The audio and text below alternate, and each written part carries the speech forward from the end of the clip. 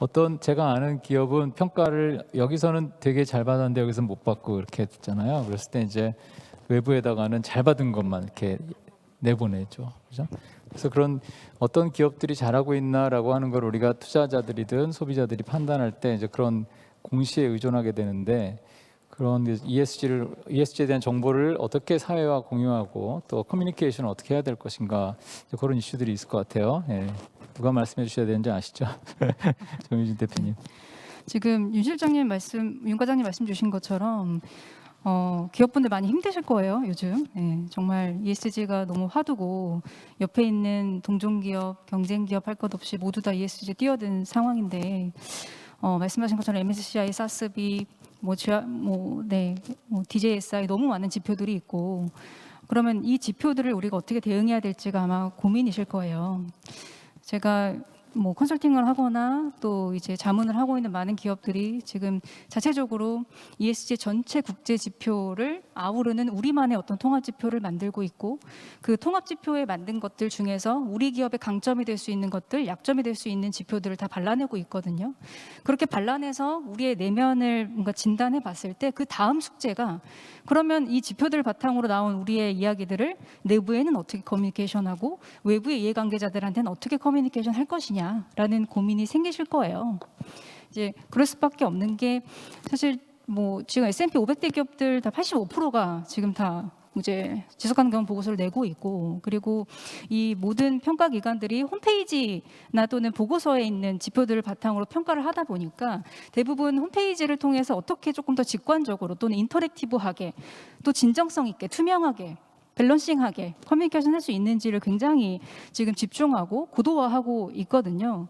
실제로 홈페이지를 통해서 ESG 관련된 공시에 힘을 기울였을 경우에 동종 기업에 비해서 수익률이 5% 이상 오른다라는 그런 연구들도 나오고 있고, 심지어 대중 정서 기반한 어떤 모니터링을 바탕으로 한 홈페이지를 뭔가 인터랙티브하게 만들면 또 이것도 수익률과 상관관계가 있다라는 연구까지 계속 나오고 있거든요.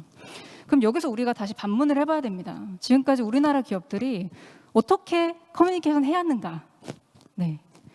한번 여러 가지 뉴스들을 한번 떠올려 보시면 좋을 것 같은데요. 일단 엑슨모빌을 한번 떠올려 볼까요? 그러니까 한때 이제 세계 시총 1위였는데 아시는지 모르겠지만 엑슨모빌이 그동안 기후 변화를 부정해 왔죠. 그리고 부정하기 위해서 써왔던 홍보비들이 거의 한 486억 정도 됩니다.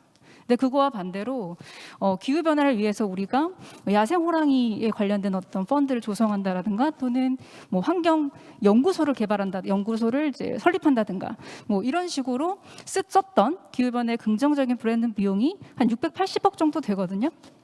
그 외에도 부정적으로 했던 활동들이 있고 긍정적으로 했던 활동들이 있어요. 그러니까 우리 대중들이 엑슨모빌 그런 활동들을 보면서 어떤 생각을 할까요? 되게 헷갈리지 않으실까요? 국내 기업들도 마찬가지입니다. 우리 기업이 안전 시스템을 굉장히 강화했습니다 라고 대대적으로 보도를 했는데 다음날 안전사고가 터져요. 우리 기업이 친환경 그런 어떤 가전 제품을 만들었습니다. 발표를 했는데 저쪽에서는 호주에서 청소년들이 석탄 화력 발전소를 만드는 그 기업을 향해 불매운동을 하고 있어요. 그 대중들이 어떻게 생각을 할까요? 그러니까 이런 흐름들이 계속 오고 있다 보니까 지금 스cep티시즘이라고 해서 CSR이나 ESG 워싱 얘기 많이 나왔는데 회의론적인 어떤 시각들이 너무 많아지고 있어요. 그래서 지난 10년 동안 이제 해외 전체 학술 연구에서 이 워싱이라는 단어, ESG 관련된 워싱이라는 단어로 연구된 그런 데이터들이 폭증을 했고요. 뉴스 데이터도 폭증을 하고 있습니다. 그래서 작년에 저희가 이제 대중들을 대상으로 해서 이제 기업에 대한 사회적 책임에 대한 인식 여부를 물어봤어요. 그러니까 코로나 관련돼서 기업들이 책임 없는 활동을 할 경우에 나는 그 기업의 제품 서비스를 구매하지 않을 거고, 지금 결정한 의사결정 그 선택사항을 나중에 그 미래까지 기업을 향해서 내가 지켜보겠다라고 한 70% 정도가 얘기를 하고 있거든요. 대중들이 달라졌습니다. 근데 그 대중들이 과연 그냥 국민으로 한정할 수 있을까요? 그 대중이 우리 기업의 임직원이고요, 투자할 수 있는 주주가 되고요, 협력사가 됩니다. 그러니까 결과적으로는 우리 기업이 정말 이해관계자의 커뮤니케이션 어떻게 해야 될지 집중하지 않으면 안 되는 상황인 거예요. 그럼 어떻게 해야 하느냐? 저는 한 4가지 정도를 말씀을 드리고 싶은데, 일단 첫 번째는 우리의 목적을 찾아야 됩니다. 그러니까 우리가 이야기를 할 때도, 누군가 얘기를 할 때도 내가 저 사람한테 무슨 얘기를 하지?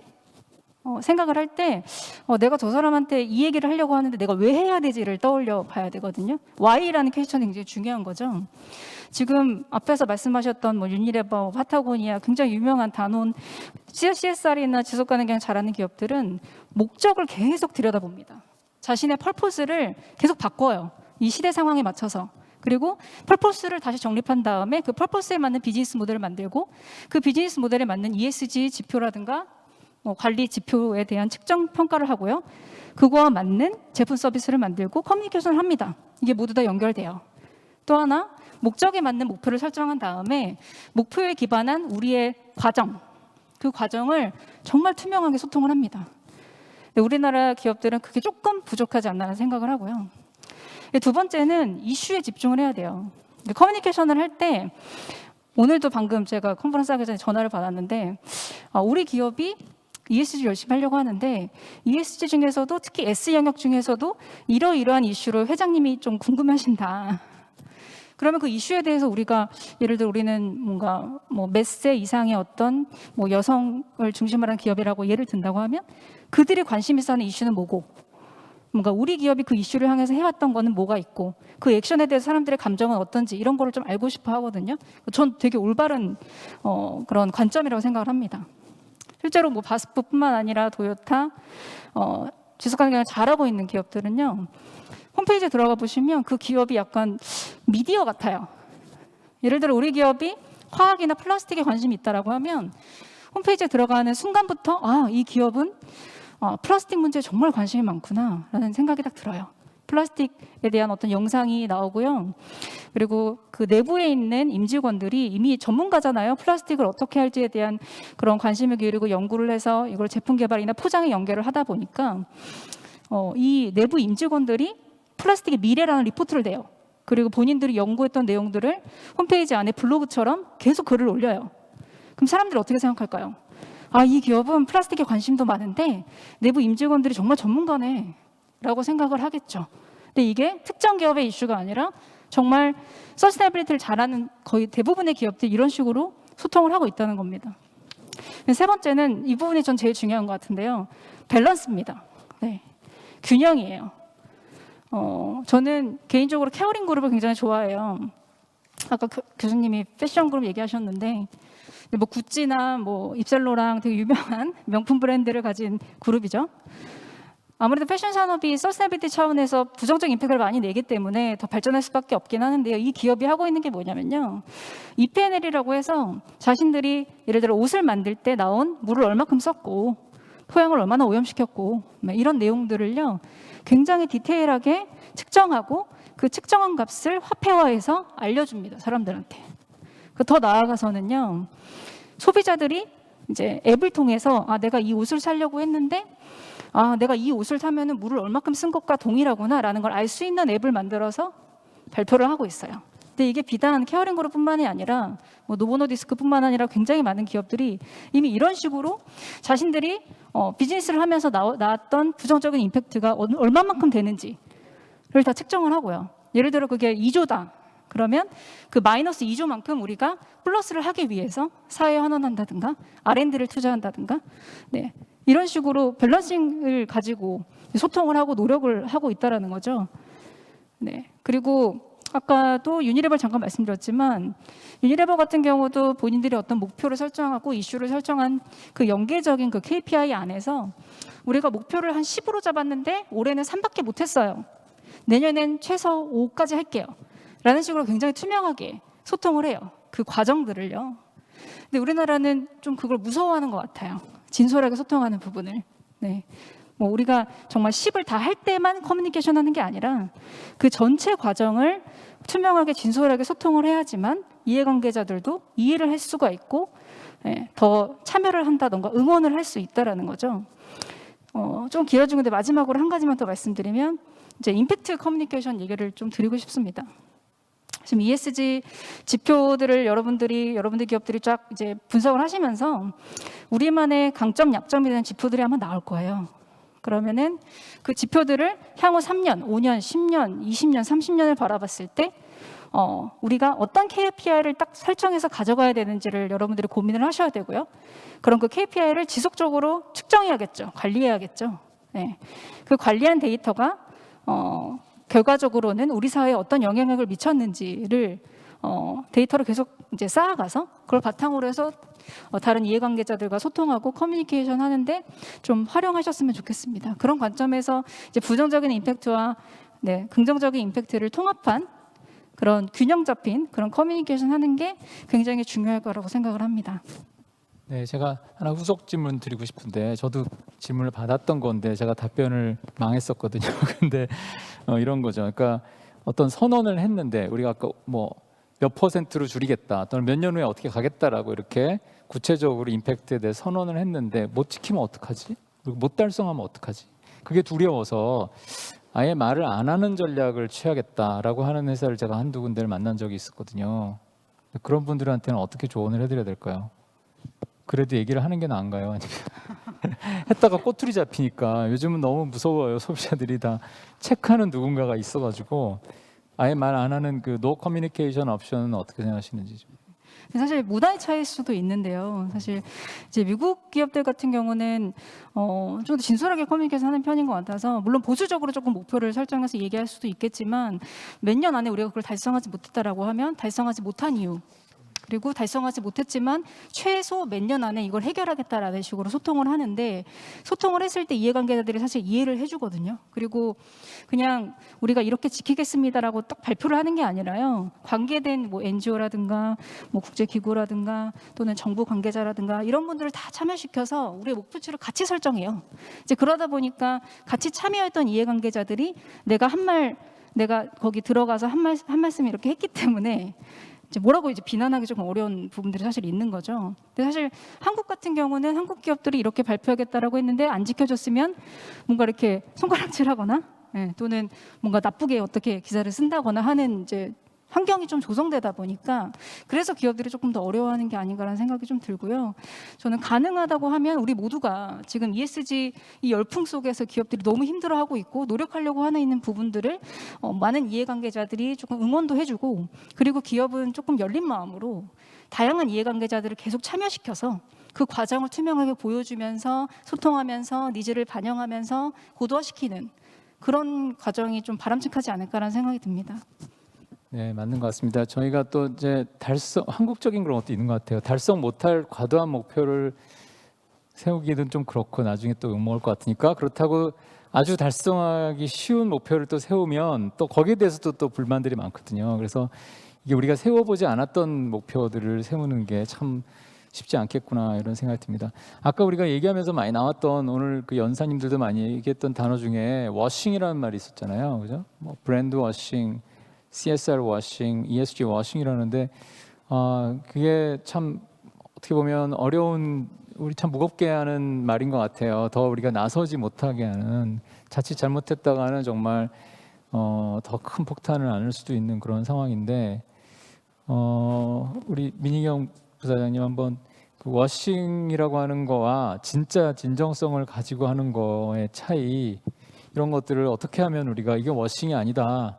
이거 진짜 우리가 하는 거다라는 거를 보여줄 수 있는지 어떤 때 워싱을 만약에 사람들이 워싱이라고 얘기하면 우리는 어떻게 그걸 좀 대응해야 되는지 그런 생각을 해보신 게 있을까요? 사실 그 부분이 제일 어려운 부분인데요. CSR도 그렇고 ESG도 그렇고 어려운 부분부터 잠깐 말씀을 드리면 이건 이제 저희 회사의 예인데 저희가 사실은 그 아리백 같은 거를 아직 선언을 안 했습니다. 안 한 이유 중에 못한 것과 안 한 거의 가운데인데 그 이유 중에 하나가 저희가 이게 다 리뉴어블 에너지를 써야 되는 거거든요. 근데 저희 해외 사업장에 공장이 우리 공장은 리뉴어블 에너지를 바꿀 수가 있어요. 그런데 저희 공장이 있는 데가 거기 그 조그만 발전소를 저희가 돌려가지고 저희 공장 플러스 그 인근 그 마을을 다 저희가 전력을 공급하고 있어요. 예를 들면 그런데 저희는 이제 저희만 리뉴어블 에너지를 해서 공장에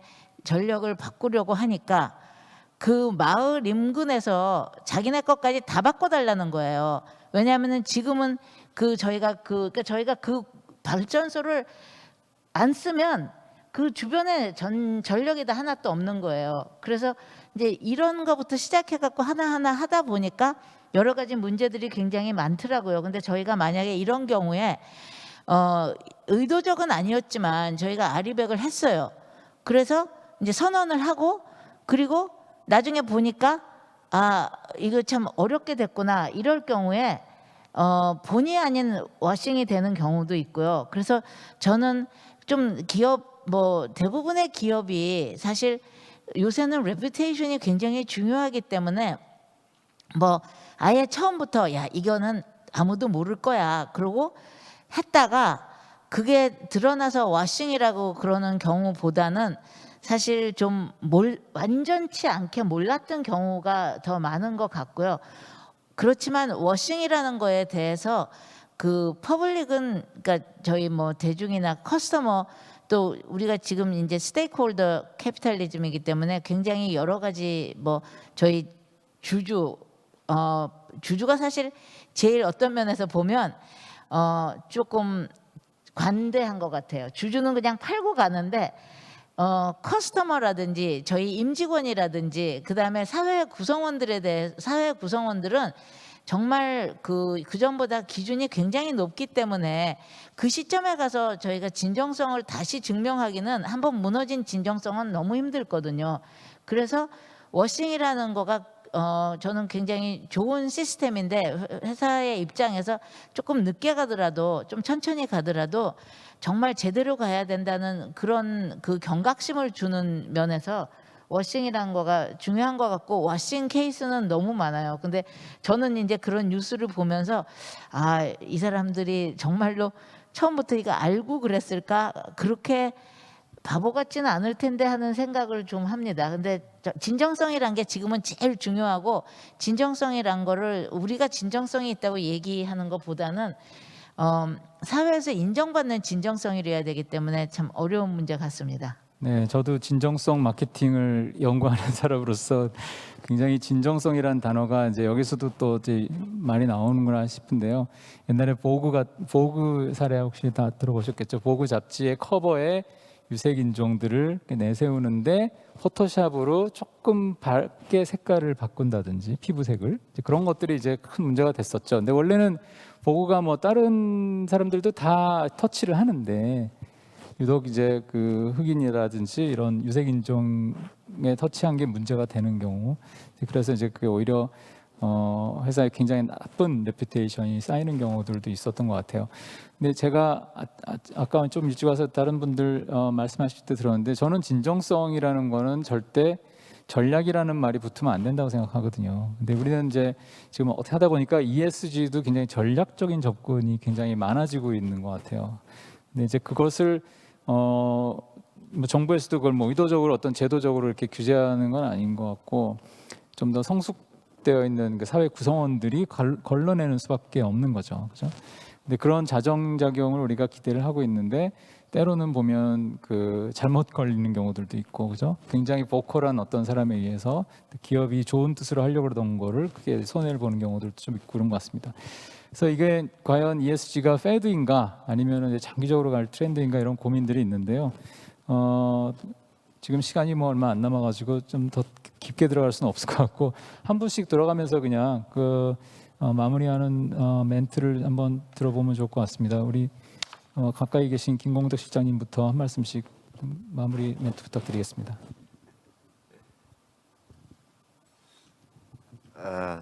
오늘 뭐 저희 공공기관도 이제 뭐 이제 준비를 하고 있지만 ESG에 대해서 굉장히 좀 많은 당황성과 이제 방향성에 대해서 사실 좀 저희가 굉장히 좀 부족하다라는 것은 사실인 것 같고요. 그런데 이제 오늘 이렇게 이 공생 이 사회공헌, 공생과 공헌 이 주제를 가지고 CSR에 대해서 이렇게 같이 참여를 해서 논의를 해보니까 이제 공공기관에서는 미처 생각지 못한 기업들의 그 ESG에 대한 충격과 당혹감 또 여러 가지 것들을 많이 좀 느낄 수가 있었고요. 대신에 이제 그 공공기관이든 민간 기업이든 추구해야 될 ESG의 방향과 목표는 비슷할 것 같고, 다만 이제 그 과연 이제 ESG의 대응에 있어서 어떻게 이제 대응하는 게 각 기업에 있어서 비용도 줄이고 그리고 성과를 거둘 수 있는지에 대한 각각 기업의 고민이 진짜 절실하게 필요했구나. 예를 들면 이제 이 ESG 평가도 이 산업별 평가, 이게 결국 전체 점수가 나쁜 게 이게 잘못된 거냐 ESG에 있어서 결국 그렇지는 않겠다. 왜 그러냐면 산업별로 이 ESG가 이 가중치라든가 또 리스크라든가 이런 것들이 다 다르기 때문에 이러한 기업들이 어떻게 우리가 산업별에서 평가, 글로벌 평가 투자 기관들이 평가 기관들이 관심을 가지고 리스크에 대해서 중요시하는 게 뭔지 먼저 이에 대한 분석과 또 정보, 그리고 그에 따라서 과연 우리 산업별에서 하위 지표에 대해서 어떤 지표를 선택적으로 집중화할 것인지, 이런 고민들이 좀 더 많이 필요하겠구나 하는 그런 생각을 해봤습니다. 그래서 오늘 이 ESG를 논하는 이게 워낙이 이슈도 많고 방대하고 영역도 넓어서 많은 것들을 터치는 못했지만, 그러나 이제 결국은 가장 ESG가 중요하고 이제 선택이 아닌 의무이고 또 어떻게 이제 기업이 대응하고 해야 될 것인가에 대해서는 거의 그 생각이 일치되지 않나 그런 생각을 해봅니다. 네, 감사합니다.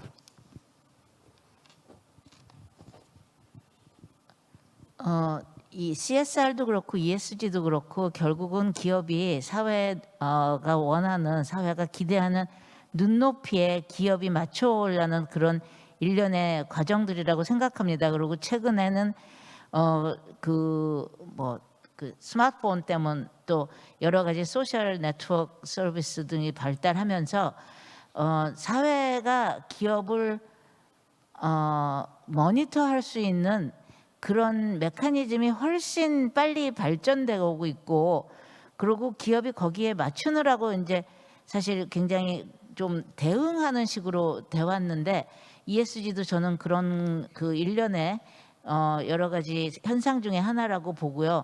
그런 면에서 보면 앞으로 사실 앞으로도 그런 게 더 심해질 거라고 봅니다. 그런 의미에서 ESG가 저희 이제 그 시험 과목을 계속 시험 과목이라는데 뭐 시험 과목이 됐든 하여간 알아야 되는 것들, 해야 되는 것들에 대한 어떤 기준을 정해줬기 때문에 그런 거가 오히려 저는 그게 뭐 좋다고 보는 기업들에서도 다 좋다고 보고요.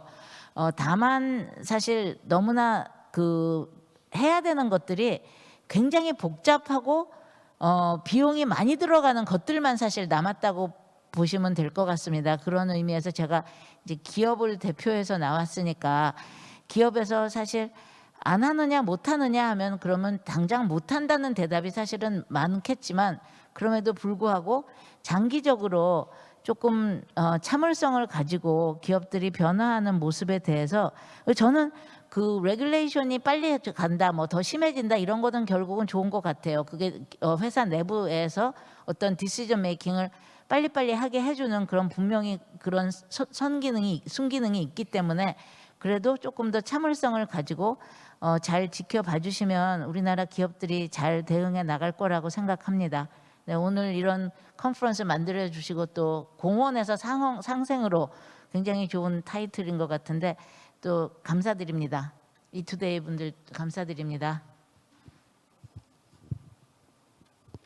윤 과장님 말씀 주실 때는 좀 그 아까 나왔던 그 우리의 어떤 기업의 전략뿐만 아니라 국가의 전략으로서의 ESG도 조금 포함해서 말씀을 주시면 좋을 예, 것 좀 같습니다. 저기 다른 맥락을 좀 말씀드리고 싶은데, ESG가 아까 이제 CSR하고 뭐가 다르냐라고 했을 때 이제 E가 조금 앞에 첫 글자인데요. 그래서 사실은 저희 산업부는 환경부든 관계부처와 함께 지금 탄소 중립을 추진하고 있는 주요 부처이기도 합니다. 특히 이제 에너지 전환을 주무부처로 하고 있고요. 산업 부분의 탄소 중립도 저희 부에서 추진을 하고 있는데 기업들이 환경 과목에서 A를 받으려면 에너지 전환이 성공적으로 이루어져야 됩니다. 그 말은 다시 말씀드리면 태양광과 풍력과 같은 재생에너지를 더 싸게 빨리 보급해 드려야 우리 기업들이 아리백을 비롯해서 환경 분야에서 좋은 성적을 받을 수 있을 것으로 보고요. 또 아까 그 SK에서 그 이영희 위원장님 말씀 주셨는데 그 과정에서 중국이라든지 특정 국가가 우리 재생에너지 산업을 독차지하지 않도록 재생에너지를 수요자인 기업들이 싸게 활용하면서도 재생에너지가 우리나라의 새로운 성장 산업이 될 수 있도록 정부 차원에서 체계적으로 육성하고 세심하게 살펴야 된다고 생각을 합니다. 두 번째는 산업 분야의 그 탄소 중립인데요. 특히 예를 들어서 전체 우리 온실가스 배출의 36%를 산업 부분에서 배출을 하고 있습니다. 그 중에서 철강하고 석유화학, 시멘트, 정유 이 4개 사업이 전체 산업 부분 배출의 78% 정도를 차지하고 있는데요. 이게 근본적으로 아주 어려운 과제입니다.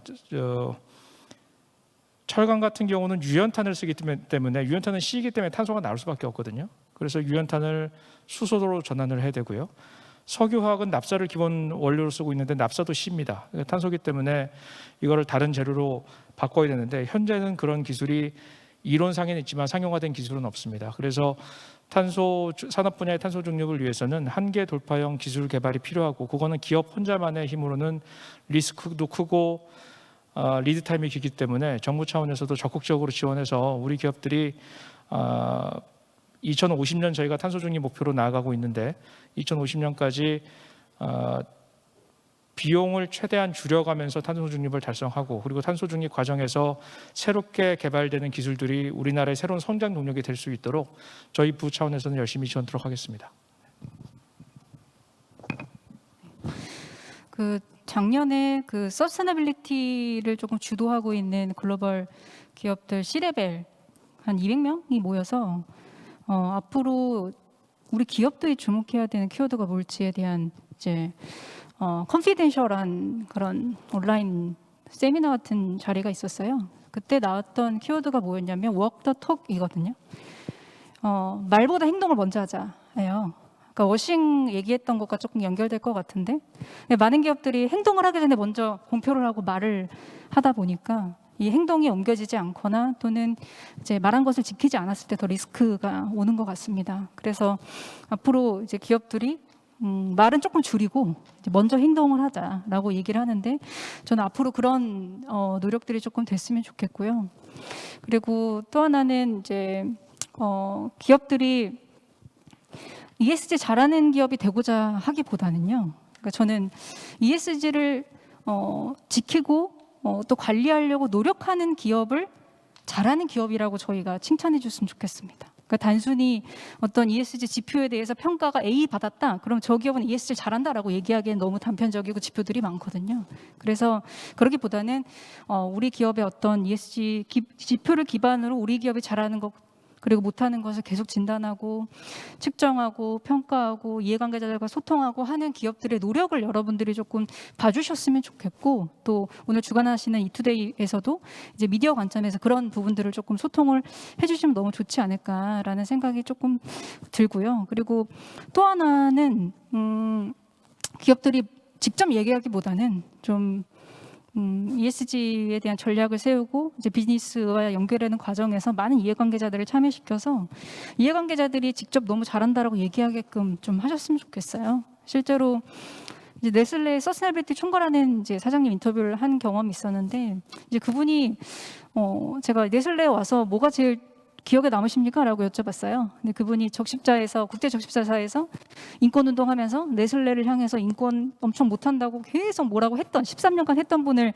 CSO로 임명한 거였거든요. 근데 그분이 이제 임명돼서 들어오자마자 제일 좋은 게 뭐였냐고 했더니 옥스팜으로부터 우리 기업이 인권을 잘하는 기업이라고 평가받는 게 너무 기쁘다라고 하더라고요.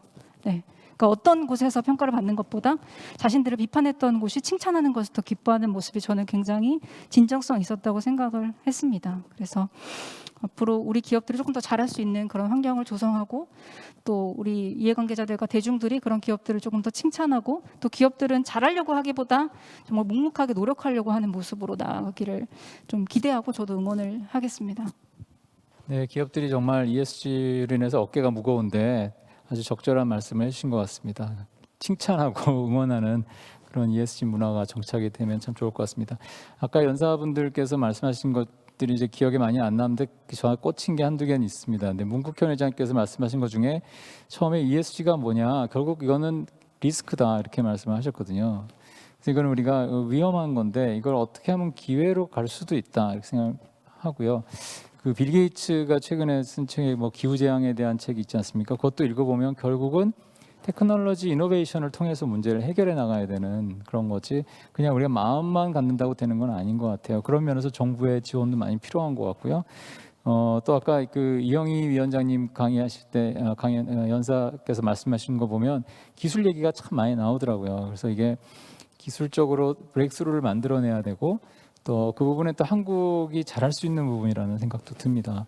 그리고 또 이영희 위원장님은 이제 ESG는 시험이다 이렇게 저는 이해를 했어요. 근데 그 오늘 시험 얘기가 많이 나오는데 그러면서 아리백은 전필이고 뭐 SG는 전공 선택이다 이렇게 말씀하셨는데 특히 한국적 상황에서는 그 소셜 쪽에 대한 관심은 상대적으로 좀 낮은 것 같고 인바이러먼트 쪽에 많이 집중이 되어 있는 것 같은데 저는 개인적으로는 저희 이제 소셜하고 거버넌스 쪽에도 좀 더 많은 관심이나 이런 노력들이 필요하지 않나 이렇게 개인적인 생각을 해봅니다.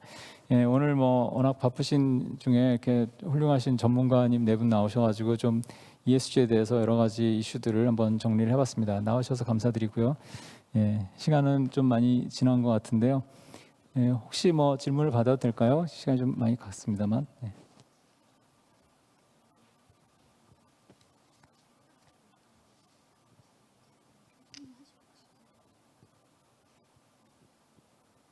네, 고맙습니다. 거의 충분하신 것 같은데요. 예, 마무리 지을까요, 교수님? 네네. 그러면 저희 마무리 짓도록 하고 여러분 저희 신분이 다 노출됐으니까 나중에라도 궁금한 사항이 있으면 연락을 주시면 저희가 답변을 드리도록 하겠습니다. 네. 감사합니다. 네.